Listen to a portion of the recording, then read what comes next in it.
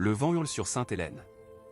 Là, dans une petite maison balayée par la tempête, l'homme qui a fait trembler le monde s'éteint en silence. Chaque souffle lui rappelle un empire disparu. Sur la carte de l'Europe, ses doigts glissent lentement.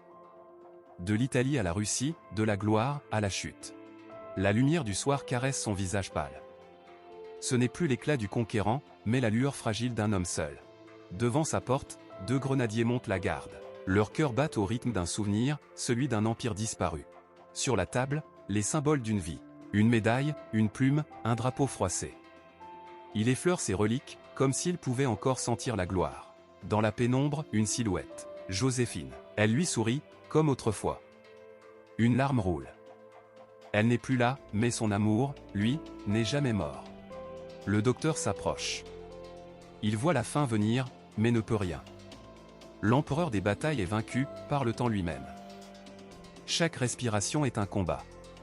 Pourtant, dans son regard, brille encore une étincelle. Celle du soldat invincible. Austerlitz, Wagram, Moscou.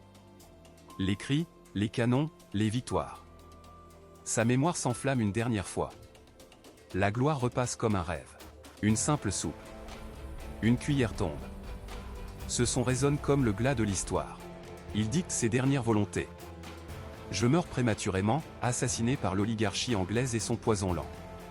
Sa voix tremble, mais son orgueil reste debout. Face à lui, le portrait du jeune général. Il se regarde et murmure. C'était moi, le fils de la Révolution. Ses yeux cherchent le ciel. Le vent entre par la fenêtre, emportant ses pensées vers la mer. Dans son esprit, un aigle blessé tente de voler. Même brisé, il rêve encore d'altitude. Il pose la main sur sa poitrine. Ferme les yeux. Et chuchote une dernière prière. Dans un souffle. France, armée. Joséphine. 3 mots, pour 3 amours éternels.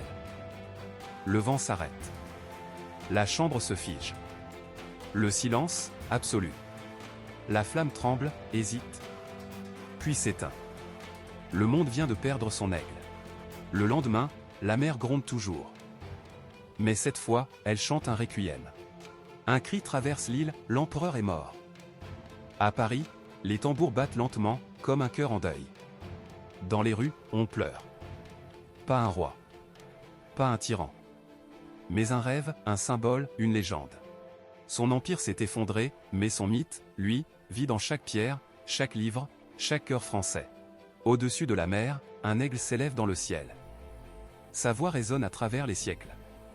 On peut exiler un homme, mais jamais un mythe. Cette histoire t'a touché, abonne-toi pour ne pas oublier la légende de Napoléon. La gloire meurt, mais la mémoire reste. Abonne-toi, et fais vivre l'histoire.